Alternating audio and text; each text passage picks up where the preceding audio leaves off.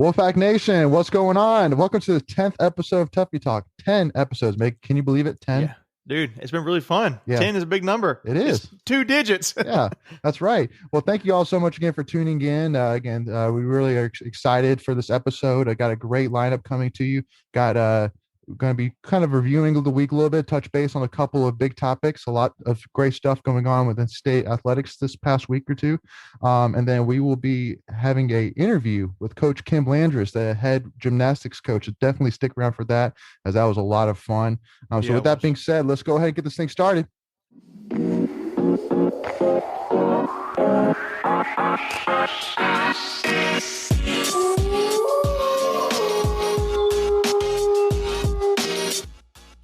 What's going on, Wolfpack Nation? Today is a great day to be an NC State fan.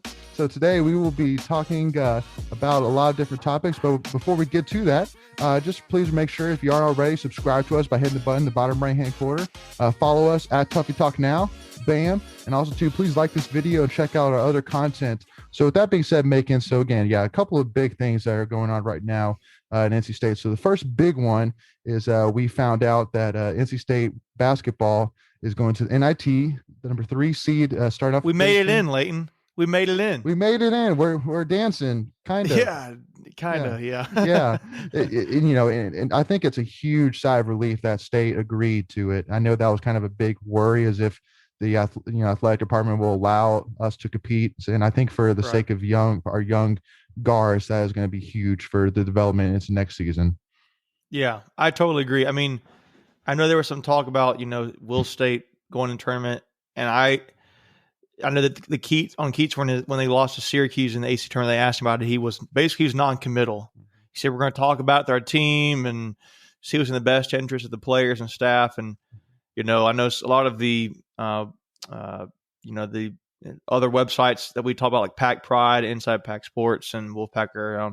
I know I checked it on a few of them, and some of them were talking about how, if State's talking like that, then it's not sounding good for being a tournament. And, honestly, I was like, well, if they really don't play, that's really lame, because there's a little two sides to that. I thought, well, maybe State, because we were so bad, maybe we should just go all the way and just be just really bad. Like just don't, if we're not in the NCAA tournament, don't even play NIT.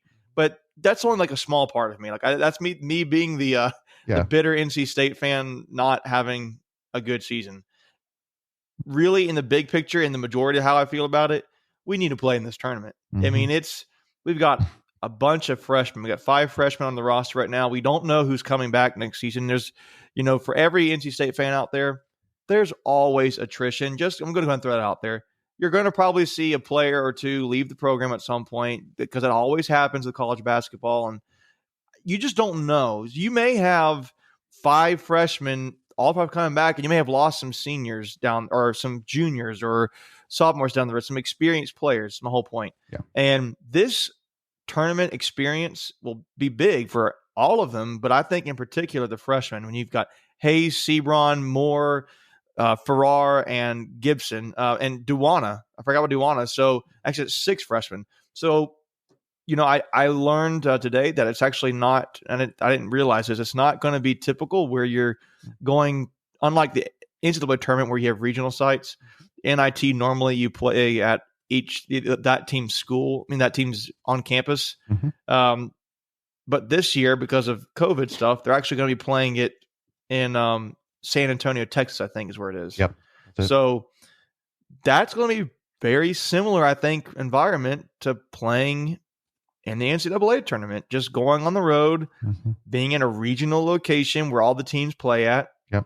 and having to play on a neutral site. I think that'll be really big for State. And just, you can't take away what postseason play how it can benefit your team. The only real negative thing is if someone really got injured. Mm-hmm.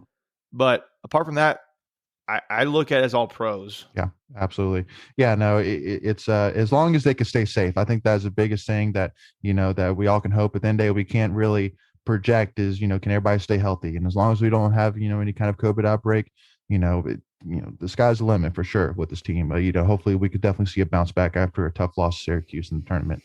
So now we'll head into tweet of the week. So this is a huge, exciting news that actually came out today. So Adam Schefter tweeted, Chiefs are giving former Pats offensive lineman Joe Thuney a 5-year, $80 million deal per source.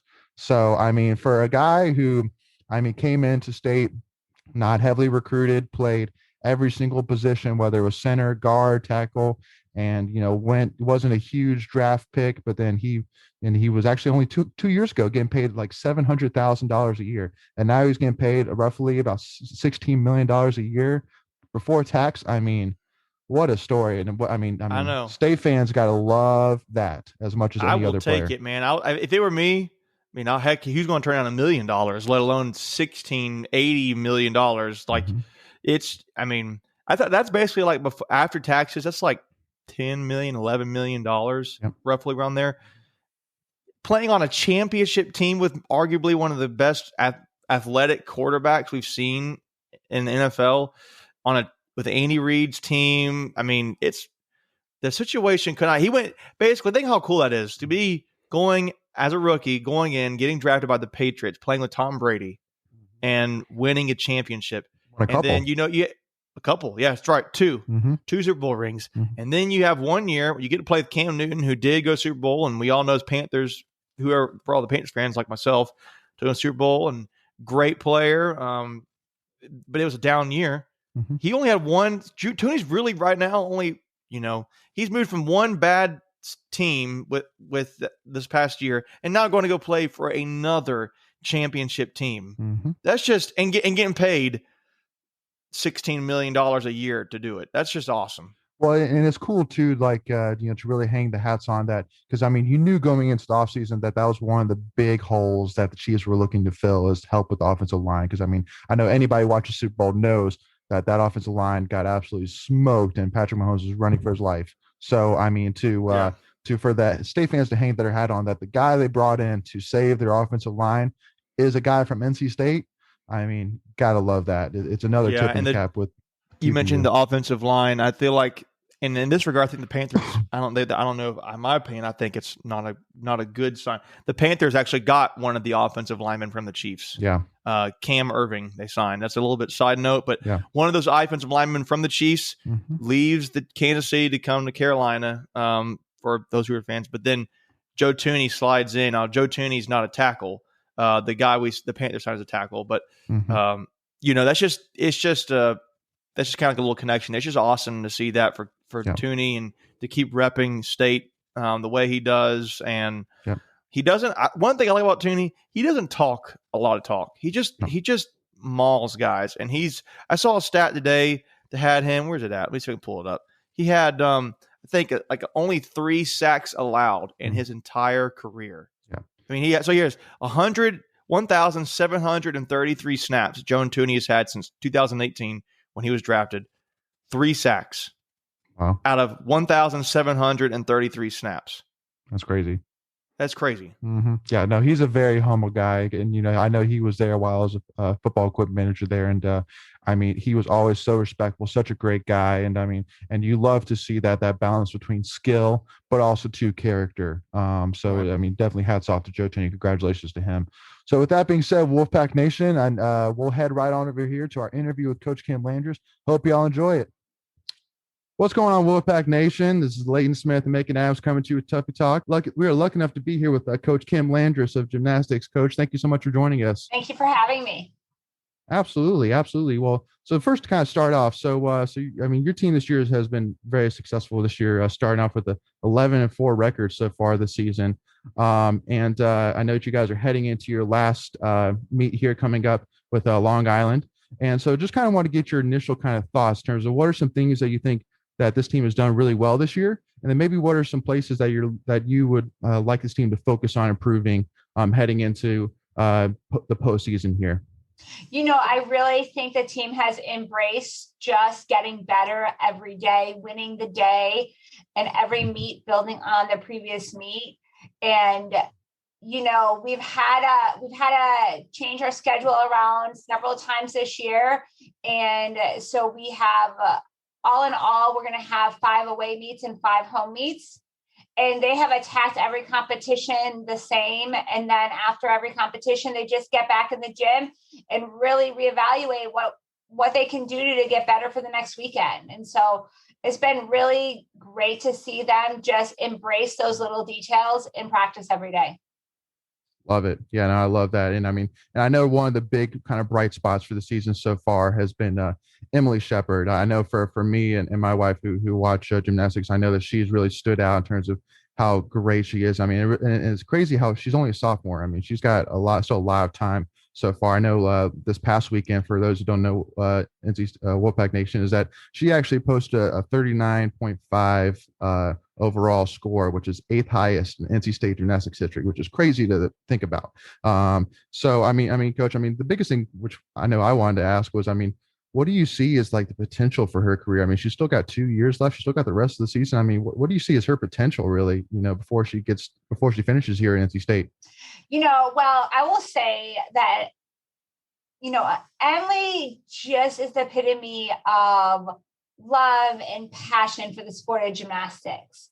And so she attacks every day in a way that just allows her to get better. And so her story is just, I love her story. She committed the day she visited, and oh, that's awesome. Yes, it was, she got offered and she left, and all of a sudden she was back in back in the office, and she committed, and you could just tell it was just right. And then her freshman year, she just trusted everything that was asked of her. And it didn't matter where she was in the lineup. It didn't matter if she was in the lineup, out of the lineup. She just trusted that whatever she was being asked to do was going to get her better in the sport that she loved. And she's built on that her sophomore year. And she was 7th in our beam lineup last year. And so it was a goal of hers this year, to get in the beam lineup. And she was great last year. She just was in that role of 7th because it was a really competitive lineup. And so this year she knew what she wanted, and she chased it in a way that it got done. And the beauty of her is that her gymnastics is just like, you can watch it all day long. And so I think she's just going to continue to grow and get better on all those little details. Her skill level's there. She has great skill level. She has great presence. And it's just really delivering the little details every single competition. And she strives to do that. After every competition, she writes how she can get better the next competition. She uses, her coaches as resources to help her grow in her sport. And help her grow as a person. And I think she really has just really encompassed the entire student athlete. And so it's helped her in her sport. Love that. Yeah, no, I love that. And especially hearing that kind of team player aspect that you kind of mentioned, that, I mean, she's all in with wherever you decide to put her and really step up to the plate. So, I mean, that's something I think that you would agree. I mean, hopefully every athlete, strives to be an athlete like that. So really just kind of getting into this year. So, I mean, obviously this year has been odd to say the least, and especially last year. Kind of one of the questions I wanted to kind of ask, I mean, so what have been some of the changes that you guys have had to go through compared to normal years in terms of like your practice schedule, protocols, what kind of changes kind of did you have to do in order to meet the protocols for NC State and CDC? I think first and foremost, when everything shut down a year ago, the entire team, and it ranged, but took several months off of gymnastics. And gymnastics is one of those sports that is so uncommon. And so probably not one person on our team had ever done that long of a break. So it was really important to the staff when we all got back in August to make sure that we built up and we acclimated in a manner that was going to really be safe and successful. And so normally we'll be out of season. We won't start our in-season 20 hours a week until at the 3rd week in September. And so we'll do about 8, and then the other 8 will be voluntary. And that starts right when we come to school. So this year, really, we had split practices.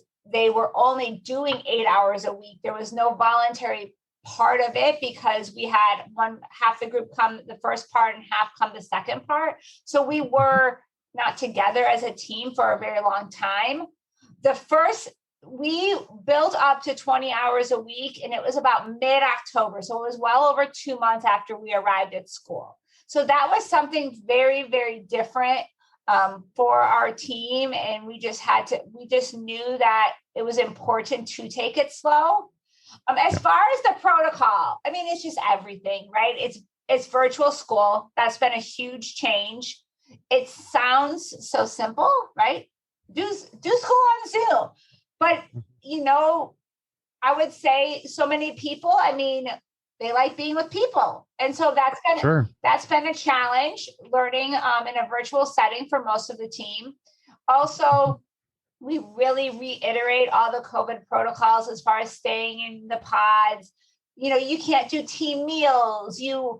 Everything is just very, strict, because it has to be in order so that we can keep our pod, our bubble safe, so we can continue to do the sport that we love. But it's been a challenge. It's been hard. They're college student athletes, but they've embraced, everything and really persevered. And I couldn't be more proud of the way they've attacked what's been asked of them. Love that. Coach Landrum. So you mentioned that with, how they felt like they've been had to be somewhat isolated when they've been, trying to compete. Have you noticed in a positive way this year that even though they've been isolated, that you mentioned how they like to be just like normal people, like to be social and spend time with others, that when they go to these meets, that is the most social time they maybe get. Have you noticed that personality come out and seeing them maybe enjoy those meets even more? Absolutely. I mean, the thrill of competing is something that they live for. And even we were just away at New Hampshire. And so we were able to get a big meeting room. And so the night before the meet, we all got together and we were socially distanced, and they just did, just funny activities, and just enjoyed each other in a way that they could, and just was able to be themselves and dancing and whatever else they did. And so, I mean, that's been such a good, way for them to, just be themselves, because that is one thing that's been a little bit more limited as far as social interactions. Okay. That's awesome. So one thing I was just looking at, and I noticed your roster, you're pretty balanced from roster, as far as the classes. So you got, I think you said Leighton, so you got 6 seniors, I think 4 freshmen, and it's pretty balanced through that way. And I think those numbers are correct. When you are going to recruit these athletes, what are you looking for when you're trying to find a new incoming freshman to join the program? I think one of the things we really looked at is, are they able, do we feel like they would be very compatible with our culture? Are they buying into our same values? Are they scholar athletes? Do they have those same values that our team embraces, and that mission and that vision? So that's first and foremost, them as a person. And then I would say, of course, gymnastics is important. So how can they impact our team on the gymnastics floor? What's their highlights? And it varies. Some individuals, we look for multiple events. We have individuals on our team that they have one standout event and they make the lineup, and they're that important piece of the puzzle. And so what we look for gymnastically will vary amongst the individuals. What we look for as a person always embraces, our core values, our mission, and our vision. Yeah. Oh, awesome. So I know that back in 2018, your first year, actually, my wife and I were actually there. NC State was lucky enough to host the 2018 regional championship. And oh my gosh, I mean, seeing the quality of teams over there, like number 2 LSU, Nebraska, some of those other big guns, Maryland, that were there. Oregon State. Yeah, Oregon State. That's right. Yes, and so for those who weren't there, I mean, the Reynolds was sold out. It was packed, and so I mean, one of the biggest things I think I loved is seeing that support for gymnastics, and seeing the support for the sport, and seeing that brought to NC State. So I mean, how much does that excite you? I mean, your first year coming in state and seeing that that filled out Reynolds Coliseum and seeing the potential of gymnastics here at NC State. I mean, it was super exciting. That year was so memorable. Michigan also came. It was about mid-February. And I swear it was standing room only. My sister visited and she had no idea what was going to happen at regionals because it was a packed house for Michigan. And then LSU came a couple weeks later. It was our senior meet. And I think that we were over 3,000 there as well. And then, as you mentioned, NCAA regionals was a full house too. And so just, Wolfpack Nation is wonderful, and just all their support means the world. And you really do make a difference when we're out on that competition floor. Yeah. So Coach, when you talk about these meets that you have, I don't know if, people think about a lot of times somewhat like similar, like a track meet where you're competing against others, but sometimes you're focused on, you're more trying to perform at your best. And you're trying to, your gymnastics can be kind of seen as you versus yourself sport, I guess, sometimes, but where you're competing against other teams, but you're also kind of not at the same time. So when your team competes every week, is there ever a time when any of the focus is on what the other team is doing, or what's your focus, your mentality when you go to each meet as far as competing against others go? How does that work? Yeah, you are right. Everything for postseason qualification comes down to score. And so it isn't about wins and losses. Now, it's always fun to win, but it's not about wins and losses as far as postseason qualification. So I know that when we talk as a staff to our team, it's all about what can we do to better ourselves so that when we go out there, we can get that highest score possible. And for instance, we just went to New Hampshire and we lost against New Hampshire, but I will tell you, it was the proudest meet I've coached this year. The girls did amazing. Like, they were rock stars. And so sometimes, you have to make sure that you just stay in your bubble and you just build from rotation to rotation, routine to routine. And, that routine starts well and you finish with a suck dismount. And so that's really our focus. We need to make sure we attack those details, and it doesn't really matter what the other teams are doing around us. So is there a way to think about when you go into these different meets? I know there's dual meets, there's tri meets, there's quad meets. Is there, and kind of, I guess maybe you've already answered the question, but maybe not. Is there a different approach to different size events, or is it just a matter of, no, we just take care of business? Yeah, we just take care of business. We'll have a different rotation schedule. So like Olympic order, you always compete when you're at home. So that's vault, bars, beam, floor. But when you have a dual away meet, you go bars, vault, floor, beam. And then if you have multiple teams in the meet, you'll rotate Olympic order. Your starting event will just differ based on, who's at the competition. Okay. And so, one thing too, when you were hired originally back in 2017, there was actually a quote that actually stood out to me, made by KJ Kendler, who's the head coach of Oklahoma, saying that he was quoted saying that she knows how hard you will work to execute the vision that you have for NC State Gymnastics. And so, one of the questions I had is, so what is that vision? And how close do you feel we are to achieving that goal? That vision would be first and foremost to make sure that we prepare them for life after college. And I think that if you focus on all of that, they're going to come in the gym, they're going to understand that they're going to be ready to work. And then we're going to be able to see the results. And that would be conference championships. We want to be conference champions, regular season and tournament champs every year. We want to qualify for that second day of NCAA regionals right off the bat. And we want to be ready to qualify for NCAA nationals if that door opens, because it all comes down, to hitting. So we got to get that bye on day one and qualify for day two. Then from there, we need to be ready on day two for when that door opens to qualify on day three. We have not done either of those that I talked about. And then we can keep kind of climbing. And I think that when you look at where we're at last year before the pandemic, we were very well positioned to have that first round bye. And we were very well positioned to definitely, be in contention to be conference champs.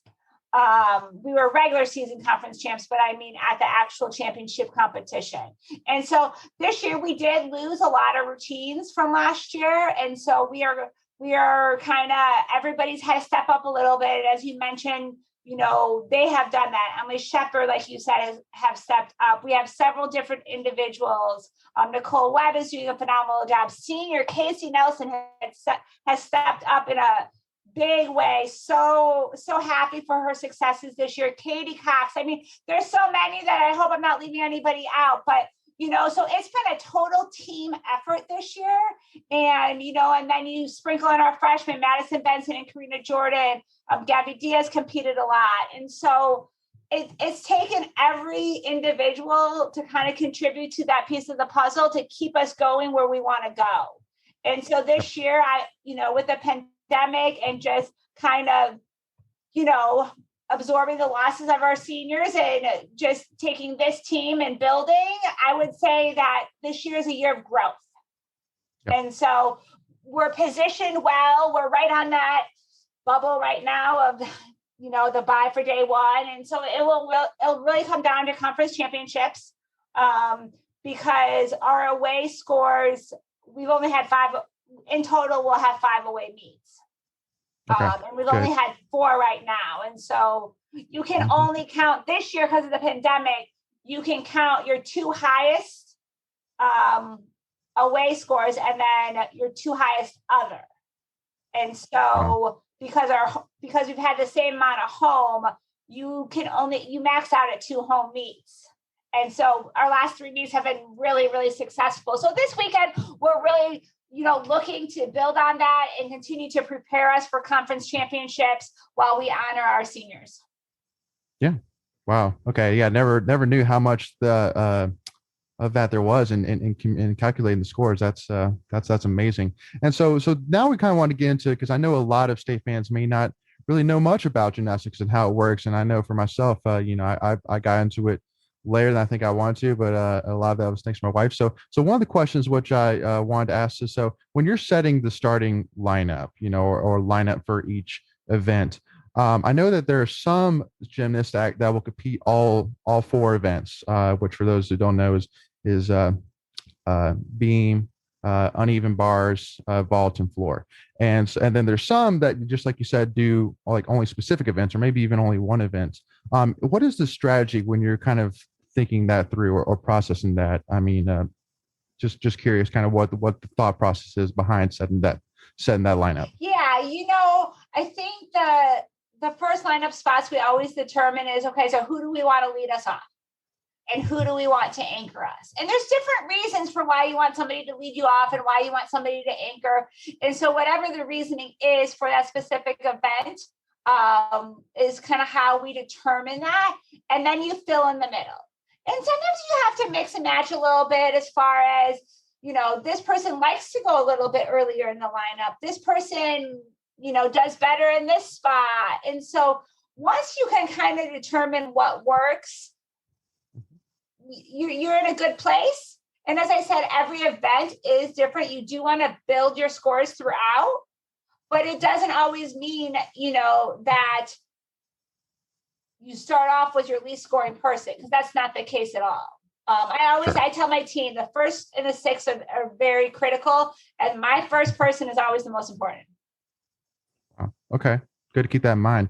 And then also too, one of the things that I always stands out, especially to fans who have gone to gymnastics meets, is so when you guys do your floor routines, a lot of times because a lot of times those floor, yeah, exactly, yes, a lot of times it's a mix between dance and actual gymnast,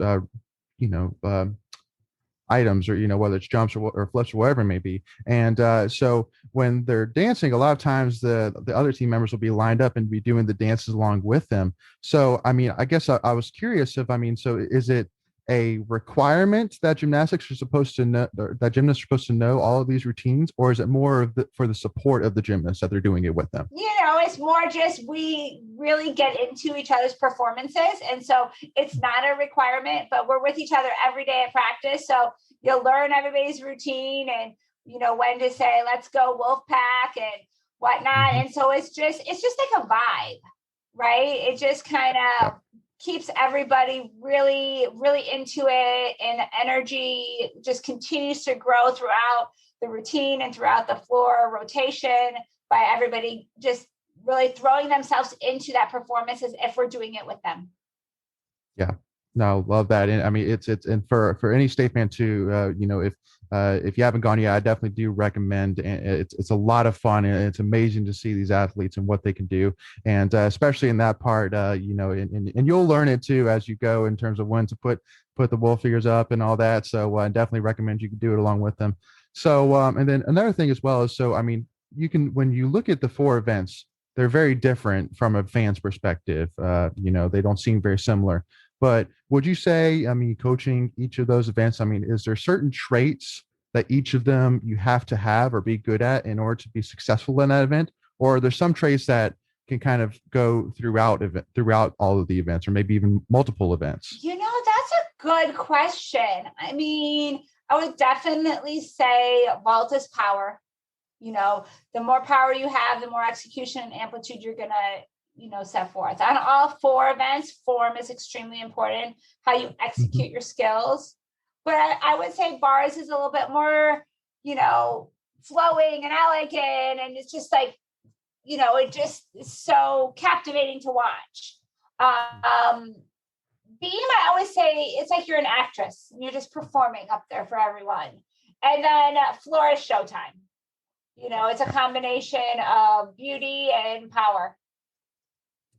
Right. And then so the next thing is, I mean, so when you guys are making these routines, whether it's floor or even or whatever it is there a combination of the coaching staff working with the gymnasts to decide what they want to do, or is it pretty much just the coach saying, hey, listen, I want you to go and do this, and they go do it, they knock it out? Sometimes it's really easy to be collaborative. A lot of these ladies will come in with a certain subset of skills that they've done for years. So you definitely want to pull from that set of skills to, establish a routine, but we'll change the routine in a way that they're going to execute it, with the most flawless performances. But absolutely, we like their involvement. If somebody, we always ask, like, what have you done in the past? And what have you competed recently? Because you just don't know, especially for the little things. And then you always ask the question, so like, why don't you do that anymore? And that's a very, very important question, because they might say, well, I tried it 3 times and it didn't go good. They might say it was just really hard for me. They might say I constantly got deducted. So whatever they say, like, we really listen, because there's certain things that possibly they could share with us that would be very, very important when, constructing the routine. Okay. Makes sense.